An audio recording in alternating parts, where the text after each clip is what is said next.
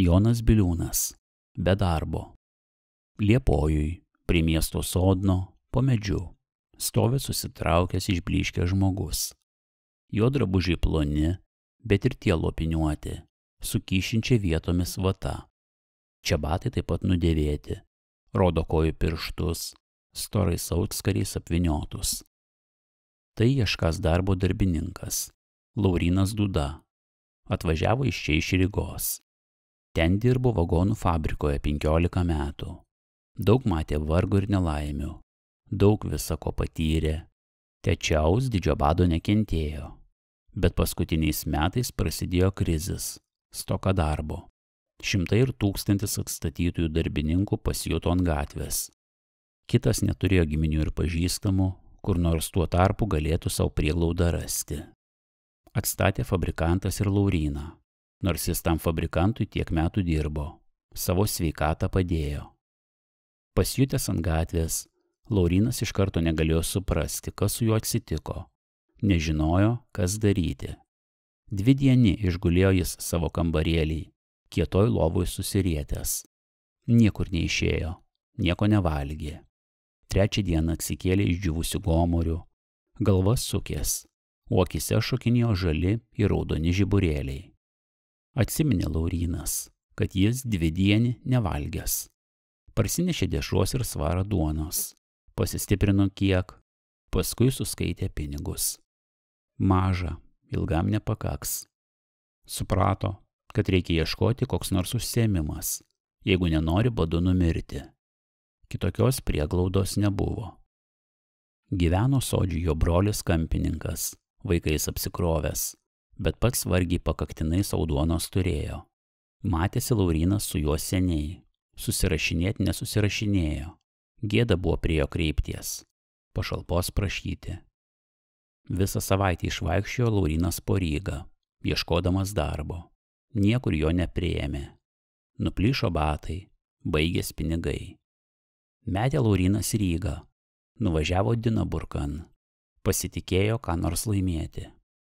Bet ir tenai darbo nebuvo. Daugelis išmestų iš fabrikų darbininkų badavo, neturėdami kuo duonos nusipirkti. 2 savaitės prasivalkiojo Laurynas po Dinaburko miestą, išalkęs ir nusiminęs. Nieko negavo. Visur jiems sakė, kad darbo nesą, kad jis silpnas esąs darbininkas. Atsiminė tada jis Liepojų, kur girdėjo daug esą fabrikų, plati pramonija. Važiuosiu ten, nusprendė Laurynas. Gal ką nors surasiu. Keliavo jis Liepojun tai pėsčias, tai slapstydamos geležinkeliu, nes pinigai jau visai baigės, bilietui nebepakako. Ant galo atvyko, bet ir čia visur girdėjo tą patį atsakymą. Nereikia, ir be to daug turime. Ir šitai, išalkęs, nuvargęs ir sušalęs, atsidūrė jis ant galo prie Liepojaus miesto sodno. Susirietęs kur po medžiu, vėl ketina iš čia pernaktavoti ir nors kiek atsilsėti. Ūkanotas rudens prievakarys, artinas tamsi naktis. Žiemys vėjas kaukia ir švilpia, neždamas lietų ir šaltį, knisasi po skylėtus Lauryno rūbus, šiurpuliais perimdamas nuvargusi, stingstantį kūną. Griaudžiai šlamėdami, krintant papurusios juodos žemės, geltoni medžių lapai, o pavirš jų čežena, liūdnai ūždamas, smulkutis lietus, šlapina žemę ir mažais grioveliais sirvena slėnin. Liūdnai žiūri Laurynas į paskendusį ūkę sodną ir klausos. Sodno ošimas ir šlamėjimas jam tartum žinomas, jau girdėtas. Jis kelia jo mintį vieną paskui kitą skaudžius gyvenimo atsiminimus. Šitai jis 3 metai fabrikoje, jaunas, sveikas ir stipras, kaip augas derlingoj žemėj uosis. Ateitis linksmai žiūrėjo jam į akis. Ir jis, pilnas tikybos, žengė pirmyn. Noras jo buvo nedidelis. Padirbėti keletą metų fabrikoj, susidėti pinigų ir grįžti atgal sodžiun. Ten nusipirkti žemės gabalėlis ir ūkininkauti. Ir Laurynas tvirtai tuo tikėjo. Bet pačiam darbo karštume, kada svajodamas apie ūkį gręžė į svinims skylės. Nusmuko nuo mašinos diržas ir užkabinęs Lauryno ranką įsukė ją ratan. Suriko ne savo balsu Laurynas, išgirdęs, kaip sutraškėjo jo rankos kaulai ir apalpęs pargriuvo. Atsitekėjo jis ligonbutį, su suraišiota ir sustatyta ranka. 6 mėnesius tenai išgulėjo. Daktarai šiaip, bet taip atataisė ranką ir jis pagijo, bet jautėsi dabar daug silpnesnis nekaip pirma. Ilgai vargo ir prašė Laurynas, kol fabrikantas jį priėmė atgal. Už sužeidimą neatlygino, dargi 3 pasirūpino išplėšti nuo jo visokiomis bausmėmis pinigus, kurius buvo davęs jo gydymui. O darbas buvo sunkus ir vienodas. Visą dieną reikdavo stovėti ant vietos, nevalia neatsitraukti, neatsisėsti. Kas 2 savaitę reikia dirbti naktimis. Uždarbis buvo vidutinis, bet dažnai reikdavo duoti kyšiai meistrams ir kartais tik pragyvenimui bepakakdavo. O čia to jau Laurynas vedė, vaiko susilaukė, dar sunkiau rados. Metė jis ir apie ūkį svajoti, matė, kad fabriką bus sunku palikti, kad čia reiks ne tik dirbti, bet ir mirti. Tad tai kankino Lauryną, slėgė jo dvasią. Jį vis dar traukė sodžiun, nors ir ten buvo matęs vien tik vargą. Ir tik parėjęs iš fabrikos namo, nusiramindavo kiek Laurynas, žiūrėdamas į savo mažą sūnelį, kurį labai pamylėjo. Bet vaikas, metus išgyvenęs, apsirgo ir numirė. Pasidarė dar nuobodžiau. Jis visą dieną fabrikoj, o pati namie, viena be užsiėmimo. Ant galo ir ji pastojo fabrikon. Vaikui numirus, 3 metus pagyveno jiedu, šiek tiek apsiprato, nurimo, kaip staiga vėl atsitiko nelaimė. Apsirgo džiova Lauryno pati ir po 1,5 metų numirė. Pasiliko Laurynas vienas kaip stagaras.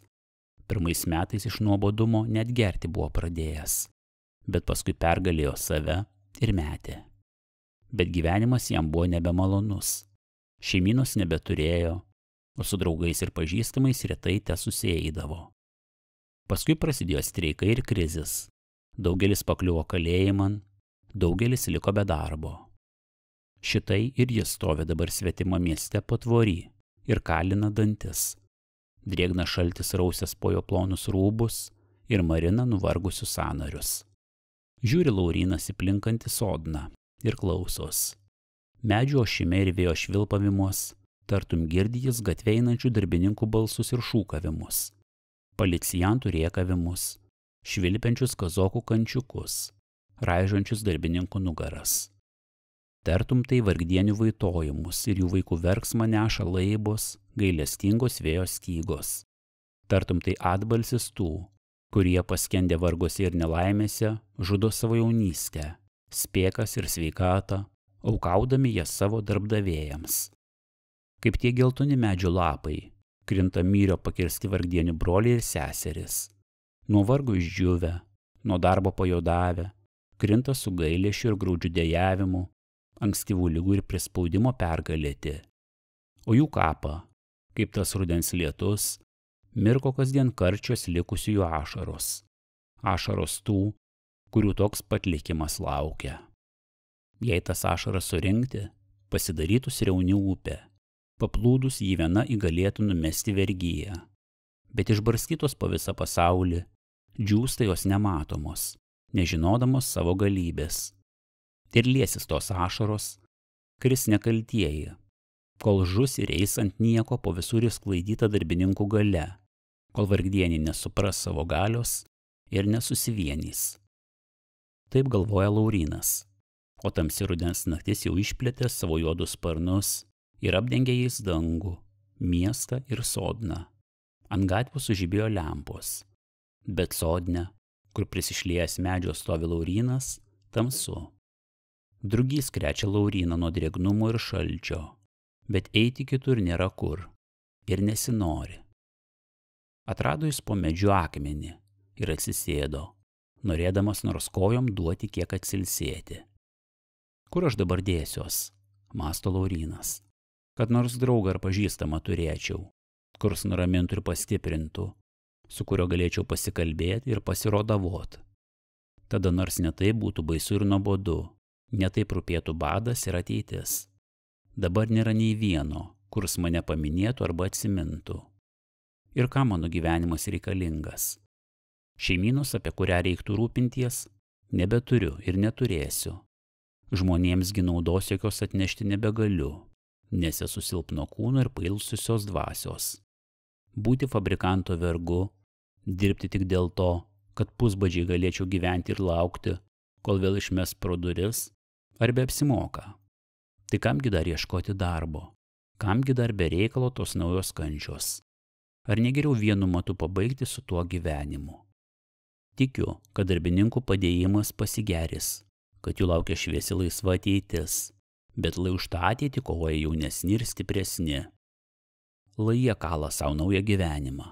Aš pagyvenau pakaktinai, nors ir nieko kito nedirbau, kaip tik kroviau turtus savo fabrikantui. Buvau jo vergu. Už tai jis pavertė mane dabar į elgetą, be vietos, sveikatos ir savasties.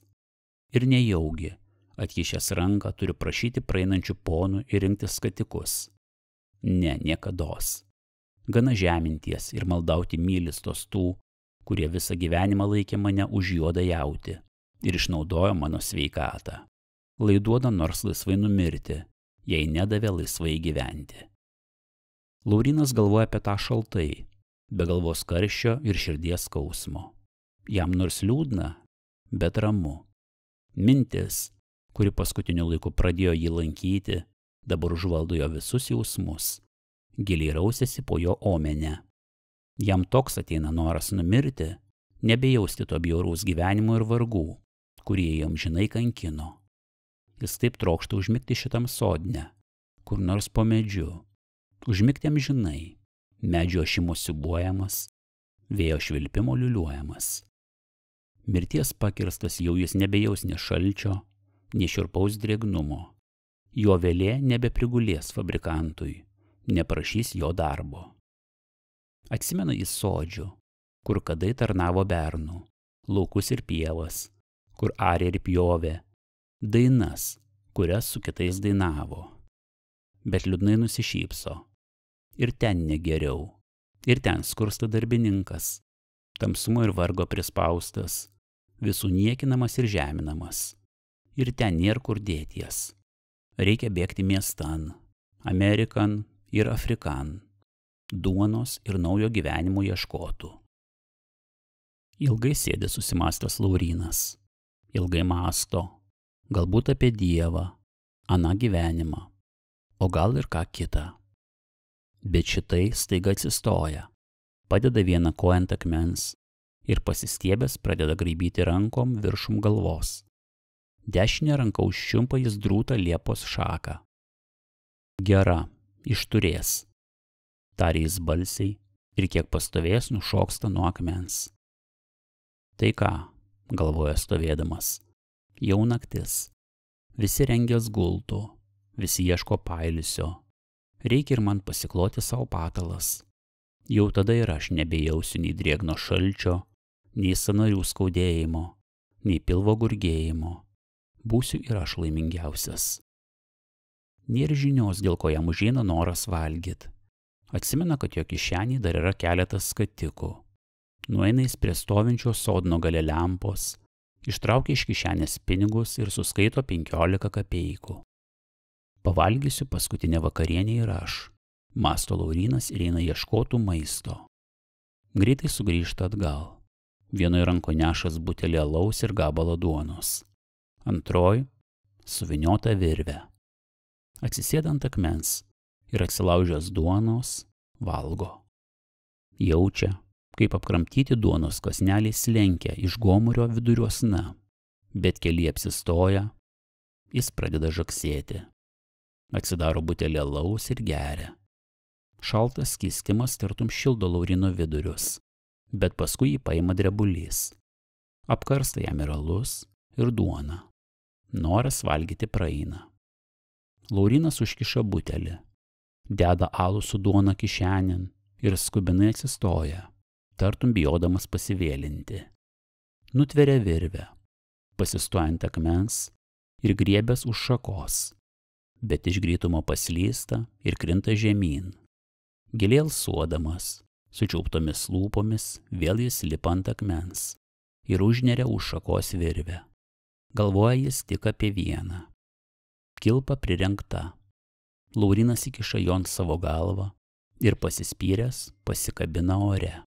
Akise jam šokinėja žiburėliai. Pradeda plėsties tai raudoni, tai žali ratai, bet visa, kas akies mirksniu, nyksta iš jo omenės. Pasidaro tamsu. Nebejaučia jis nei savo baisaus kriokimo ir putojimos, nei kojų traukimo, kurios riečias ir tiesias kaip nuo priemiečio. Jo kūne amžinai užminga mintis ir jausmai, nutilsta visi gyvenimo vargai.